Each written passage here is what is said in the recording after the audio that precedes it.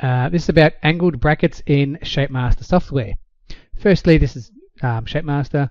You go to Setup, Z brackets. You can specify, you can price them, you can report on them.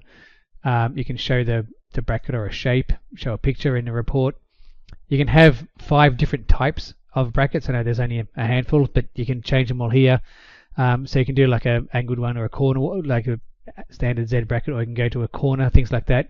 You got different codes you can call them. So this is just set up for, and you can specify different offsets. So you might have a 0 offset on this one and 10 mil on the next one, things like that. So for this example, I'm just going to put a 5 mil offset on that.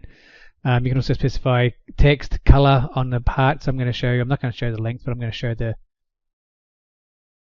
the code on a part. So once this is set up, there's not a lot to set up in here, and you can configure all this yourself to suit how you want it to be set up. Then you can just grab say a standard block in this case. Again, you do this, set it up in your library so it stays permanently, because you don't want to do this every time.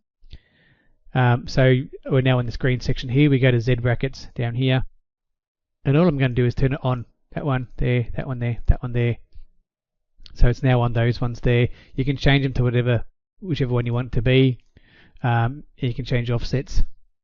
But for this case, we're just going to leave. Well, actually, we'll put that one onto there.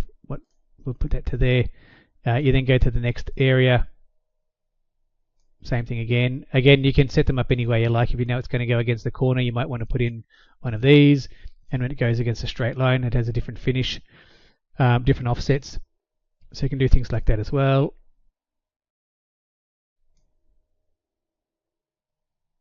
You need to turn them on or they won't display. Area 3. And again, on. Which one do you want? So you might have an L here and an L here because they're half, straight end corner. So you can do things like that. Again, save this into your library catalog manager up here, so you don't have to do it every time. But once you've done it, it'll come up with these. You can turn these things off and on. You can have it display the dimension of each one, which I think is a little bit busy personally, but it depends if you want to see it or not. F12, so you add it to your list. So it's now in here. That was the first one I did. I'll get rid of that. Whoops.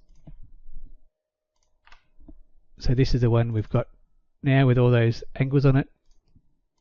So if we go Control R, run a report, we call it the Z brackets report.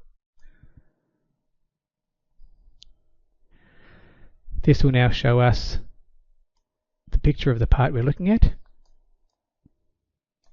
It gives us all of the brackets, so there's all the L's, or the A's, or the Z's, or the dimensions of each one, total size of each one.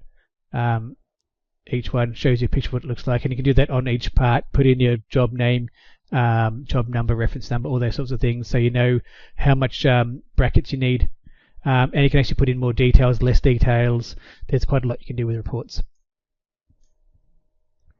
So you can turn the details off, and we run the same report again.